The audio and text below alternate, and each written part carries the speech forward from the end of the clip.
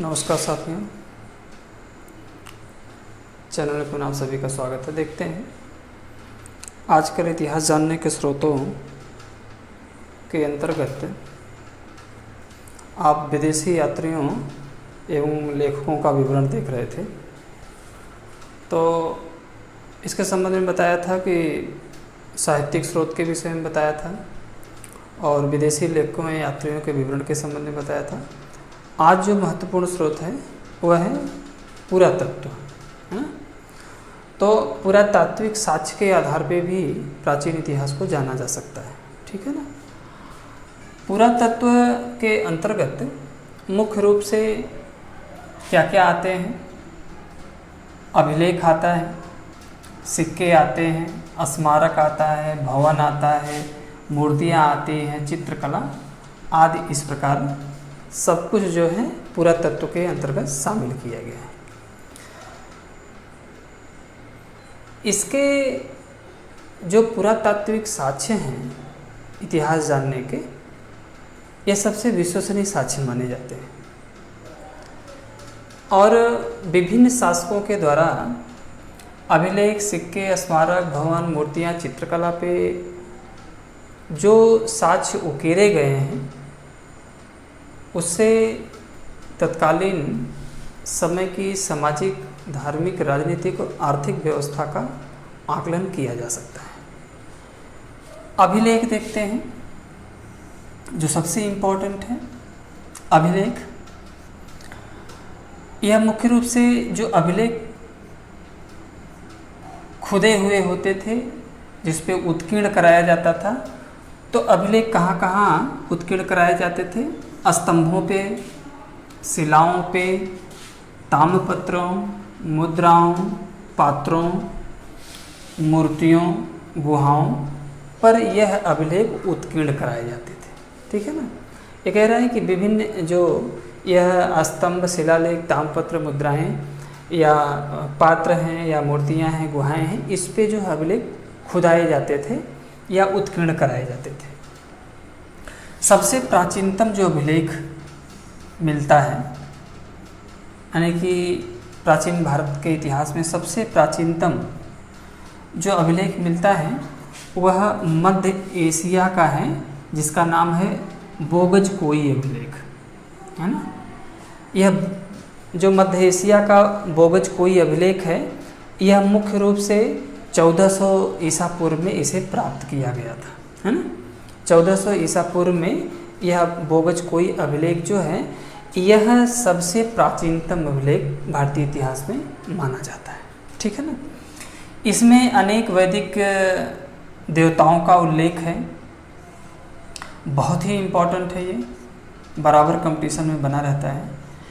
जो जिन वैदिक देवताओं का उल्लेख है उसमें इंद्र हैं, मित्र हैं, वरुण हैं और नासत्य हैं।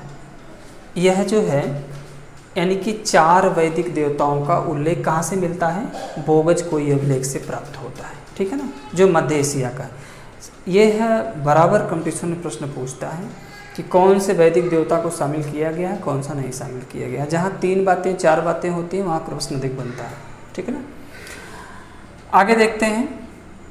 यथार्थ रूप में अगर देखा जाए, यथार्थ रूप में देखा जाए तो सर्वप्रथम जो अभिलेख मिला, यानी अभिलेख मिलने की जो परिपाटी शुरू हुई वह सम्राट अशोक के समय से माना जाता है ना। भारत में या भारतीय इतिहास में इस प्रकार से जो अभिलेख की परिपाटी शुरू हुई, है ना, तो सर्वप्रथम ये सम्राट अशोक के अभिलेख से ही इसके साक्ष्य प्राप्त होते हैं। तो इसमें सम्राट अशोक के जो प्राप्त होते हैं अभिलेख, उसमें कौन कौन से हैं? मास्की अभिलेख है, तो मास्की जो है हैदराबाद, ठीक है ना, हैदराबाद की मास्की अभिलेख है। गुर्जरा है, गुर्जरा अभिलेख जो मध्य प्रदेश से प्राप्त हुआ है।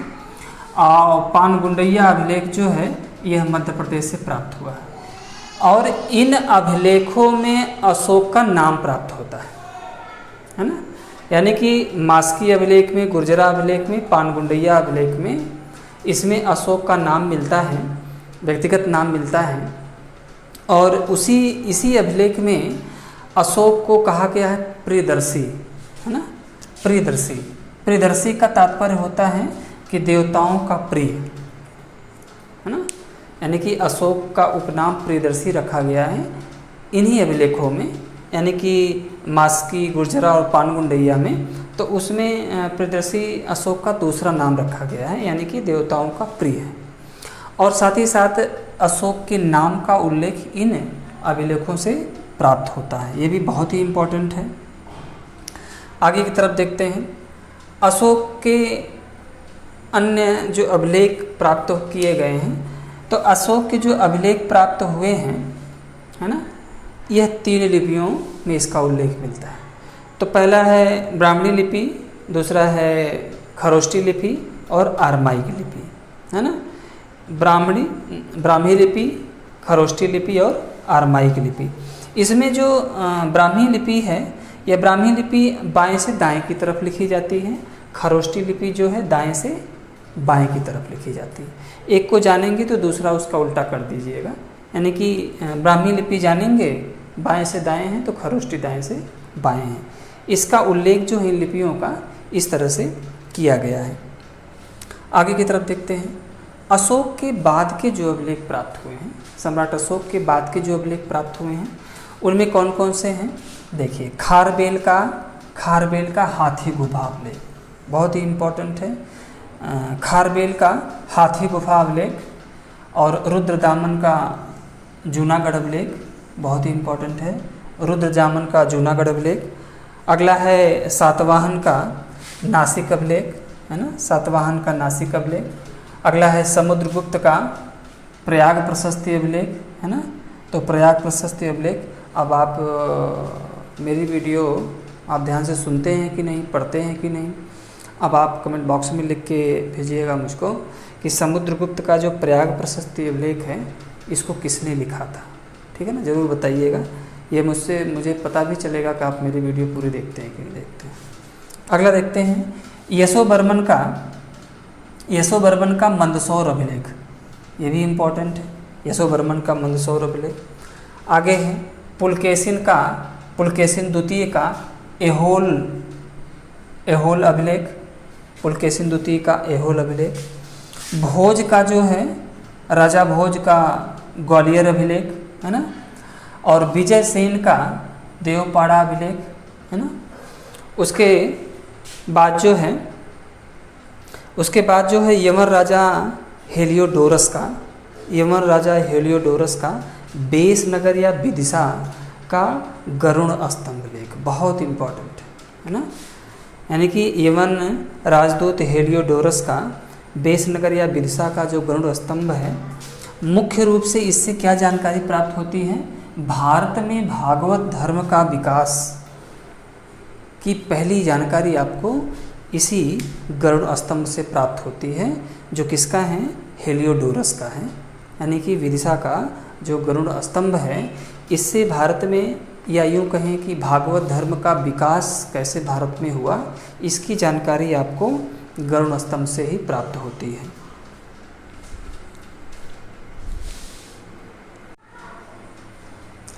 चलिए देखते हैं कि आपके कॉम्पिटिटिव परीक्षाओं में प्रश्न कैसे आता है, ठीक है ना। प्रश्न की प्रकृति देख लेते हैं, कैसे किस प्रकार से पूछी जाती है। हाँ, सबसे पहला इम्पोर्टेंट प्रश्न जो आता है, वेरी इम्पोर्टेंट है, यह पूछता है कि निम्नलिखित अभिलेखों में सबसे प्राचीनतम अभिलेख कौन सा है? तो बोगज कोई का अभिलेख जो है सबसे प्राचीनतम है, ठीक है ना, जो मध्य एशिया का रहने।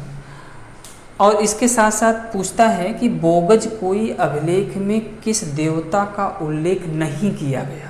देखिए, नहीं किया गया मतलब चारों को जानेंगे तब। इंद्र हैं, मित्र हैं, वरुण हैं, नासत्य हैं, इनके अलावा जो पूछेगा वही नहीं रहेगा, ठीक है ना।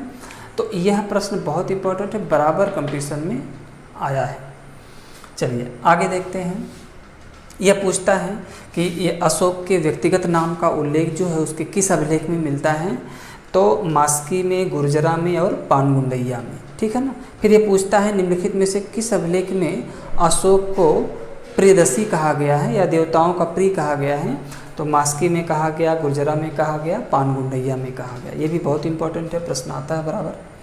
हाँ, ये पूछ देता है। फिर बाद में आगे पूछता है कि अशोक का जो अभिलेख है किस लिपि में प्राप्त होता है, तो ब्राह्मी लिपि, खरोष्ठी लिपि, अरमाइक लिपि पूछता है।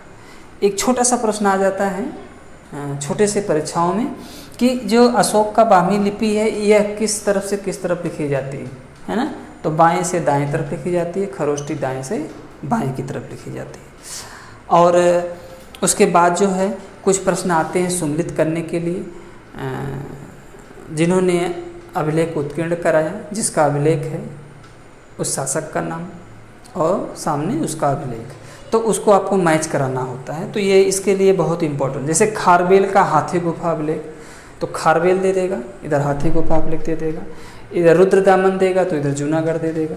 तो आपको मैच कराना है, वह आपको सुम्मिलित कराना होगा, तो इसको जानना जरूरी होगा।